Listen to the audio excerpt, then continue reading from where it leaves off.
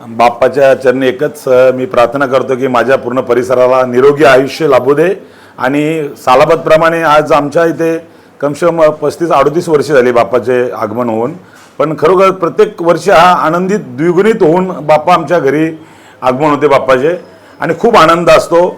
आणि आज म्हणजे काय बोलतात ते जेवढी लोक पाहुणे मंडळी आपल्याकडे दर्शनाला येतात तर प्रत्येक वर्षी प्रत्येकाचा एक नवीन परिचय होतो आणि बाप्पाचा एक निमित्त मात्र असतो, पण त्याच्यामुळे सर्व लोक आपल्याला प्रत्येक वर्षी आपल्या घरी येऊन आपल्याला भेटतात, खूप आनंद होतो। विशिष्ट बाप्पाला एकच मी निवेदन देतो की आज मी 15 ऑगस्टला या गावातील एका शासकीय जमिनीवर एक प्राथमिक आरोग्य केंद्राचे जे उपोषणाला बसलेलो होतो आणि तो माझा उपोषण सक्सेस झालेला आहे।